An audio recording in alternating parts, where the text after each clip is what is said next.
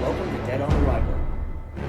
In these videos, I talk about bad and unsuccessful locomotives by telling their story with their flaws and establish why I leave them off my extinct and favorite steam locomotives lists, and or why I choose not to build them out of Lego. The purpose of these videos are to educate and inform the viewers and not to insult viewers.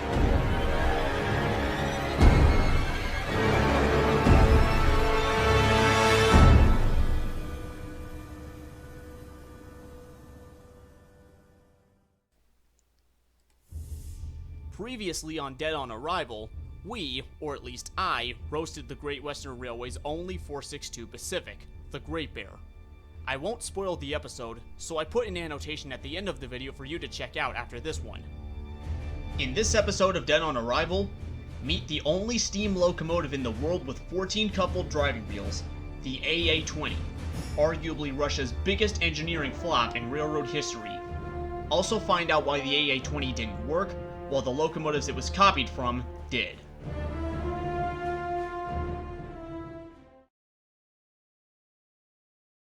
Up until the 1930s, when the AA-20's history began, some locomotive manufacturers across the globe had in their past built steam locomotives with 12 coupled driving wheels, which meant they had 12 driving wheels on a rigid frame.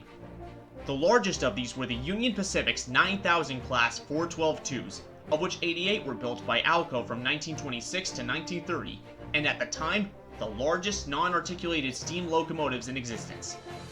These locomotives may have had a few teething troubles, most notably being too rigid to operate in mountain areas like Sherman Hill, due to the track being so tight, but they were pretty successful on the flatlands, which they were better suited to.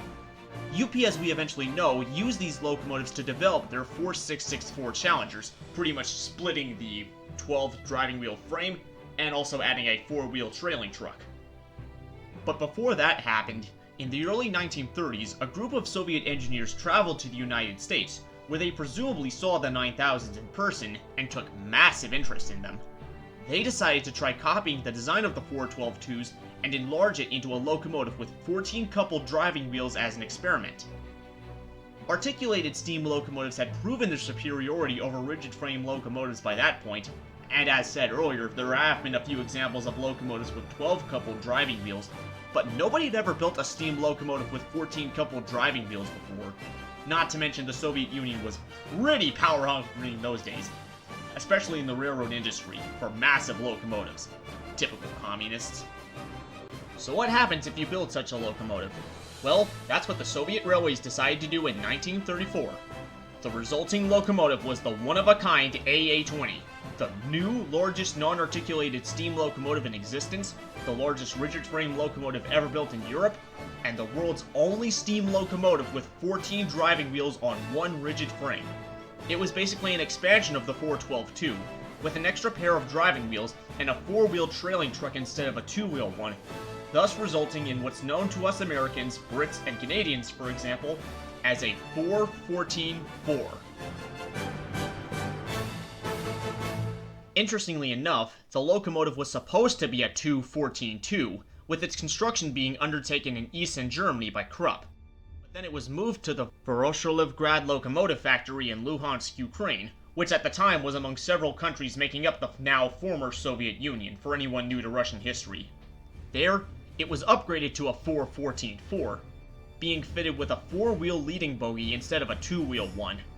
Also, it's worth mentioning that unlike other countries like the US, UK, and Canada, for example, which use the same white notation as one another, the Russians use their own classification. I mean, several other countries do use their own classifications too. The Russian equivalent of a 414-4 would be 272, counting axles instead of wheels. So a 214-4 to me an American would be a 172 for the Russians. For a final example, which I will use Union Pacific 9000, to us Americans, it would be a 412-2, counting 4 lead wheels, 12 driving wheels, and 2 trailing wheels. To the Russians, it would be a 261 in their system, counting 2 leading axles, 6 driving wheels, and 1 trailing axle. The AA in the designation stood for Andrei Andreev, a Soviet communist politician who sponsored its construction, and the 20 as a reference to its 20-ton axle load. the number of driving axles were meant to spread out the AA-20's weight, reducing the axle load and the resulting stress on the track. Like the 9000s, the AA-20's driving wheels on its first and last driving axles were flanged and fitted with lateral motion devices which allowed them to slide side to side, while the rest were blind or flangeless. These measures were intended to help both locomotives negotiate curves easier. But unlike the successful 9000s, these measures were not enough to make the AA-20 work properly and save it from becoming a massive failure. The 9000's frames were already too rigid for them to operate on anything other than straights and gentle curves, but the AA-20's wheelbase was so long and so rigid that it was prone to derailing on or spreading out the tracks of almost any kind of curve, and also wrecked points and switches whenever it passed over them. And thanks to the locomotive's long length, thanks to that wheelbase, it couldn't fit on turntables at all. They really should have installed turntables big enough for it in the first place, much how UP did with the big boys. Also, the large number of driving wheels ironically made it too heavy for the tracks. And to make things worse, not only was the AA-20 at more risk of derailing than the 9000s, but its performance was also worser than the 9000s. The AA-20 was too strong for the couplers in use at that time and couldn't run at full power for very long because its boiler was, get ready for this, undersized. Which was also coupled with and was a result of the poor quality coal it used, while the 9000s obviously proved to be much, much better than that. The AA-20 was intended to run on low quality coal, so a lot of space was needed in its firebox to burn it so that it could provide enough heat to the boiler.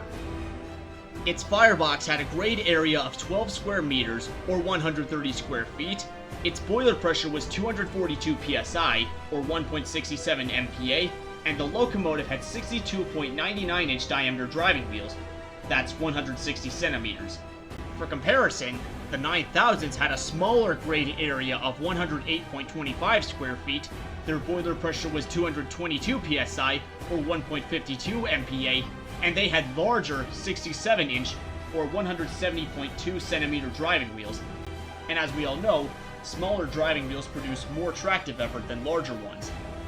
Yet despite all of that, thanks presumably to the undersized boiler, coupled with burning low-quality / cheap coal, the AA-20's resulting tractive effort was just 71,940 pounds, or 320 kilonewtons. Oh gosh, I actually laughed at this when I found out, so... seriously, I laughed so hard, but... that's just 2,572 pounds / 60.6 kilonewtons more than Père Marquette 1225, which is a 284 Berkshire with 69-inch diameter driving wheels. So despite the AA-20 having 6 more driving wheels, 2 more leading wheels, and smaller drivers than a 284, it's barely an increase.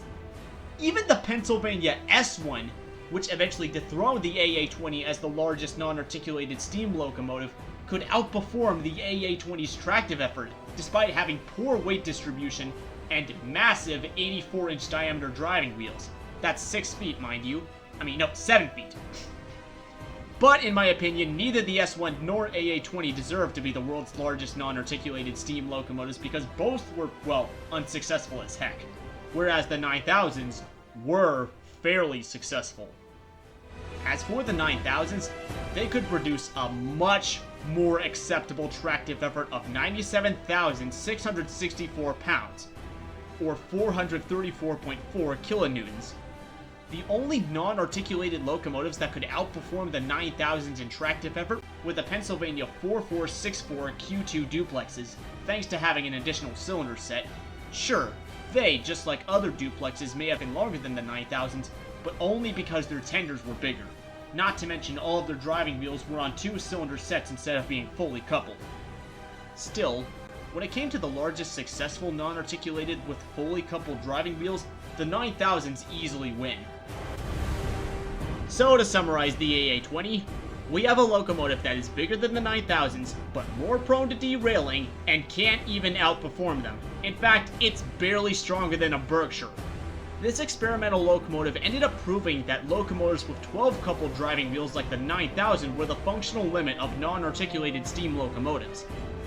The Russians tried to make a locomotive that wouldn't put as much stress on the track as an articulated would, but it just didn't work out because of that rigid wheelbase. Not to mention, nobody had ever built a steam locomotive with 14 driving wheels on a rigid frame up until that point, so companies didn't know the maximum number of wheels they could put on a rigid frame until it became too rigid to work out. It's like a model train company seeing how many cars their new locomotive can pull by adding one car to its train each time until the train is too heavy for the locomotive to move on its own. So now that we realized that a locomotive with 7 axles on one rigid frame was too stiff to negotiate curves, whereas the 9000s could, we knew that 6 was the maximum number of axles you could put on a rigid frame and still have a frame that could still be able to negotiate curves. Granted, curves that would need to be gentle for that many axles on a rigid frame, but it could still work. But 7 or more axles on one rigid frame would just be too much for it to work, just like the AA-20 displayed. The AA-20 may have been an embarrassment to the Russians in the end, but it has ever since inadvertently taught us a valuable history in locomotive engineering, so the rest of us don't have to. Now that we know how the AA-20 turned out, we're now aware of the consequences of building a locomotive with 14 wheels on a rigid frame, and how stupid it would be to do it a second time. I mean, at least it wasn't as stupid as an idea of the GWR, or Great Western Railway building a Pacific, preservationists converting Reading 2100 to burn oil, or someone building a full-scale replica of the S1, the latter of which thankfully has not been done yet. So, now you're wondering what happened to the AA-20. It's probably obvious at this point. Following a barrage of embarrassing and unsuccessful trial runs, suffering numerous derailments and track destruction during each one, the locomotive made a publicity trip to Moscow in 1935. Afterward, the AA-20 was stored away at the Sherbinkiov test facility where it slumbered away until it was eventually unceremoniously scrapped in 1960, ending its laughable career for the better. Though in my opinion, they could have tried converting it into a 4664 with an articulated frame and a bigger boiler to see if they could make a better locomotive out of it. But that never happened.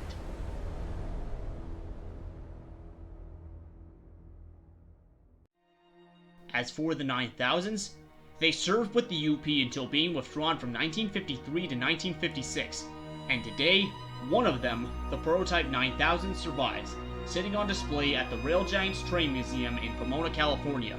9000 is also the largest surviving non-articulated steam locomotive in the world, though some still consider it to be the largest non-articulated in the world, and never built, most likely because of the AA-20 not being that well known.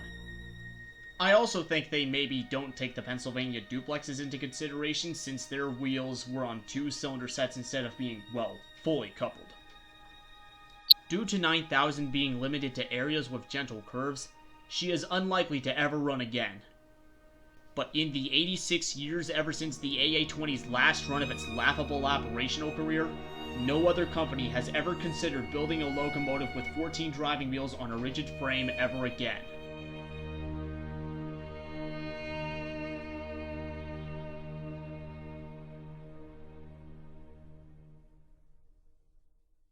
And don't ask me to build this locomotive out of Legos, because if you do, I'm just gonna decline. Safe to say, I think this locomotive got the fate it deserved. Well guys, I hope you enjoyed the video or found it informative.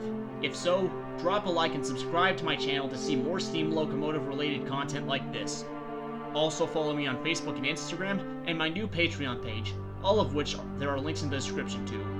Also in the description is a link to my second channel where I post mostly non-railroad related content, such as memes, gaming, and soon vlogs. I'm Andrew Rail of Amers, and I'll catch you in the next episode of Dead on Arrival. Thanks for watching.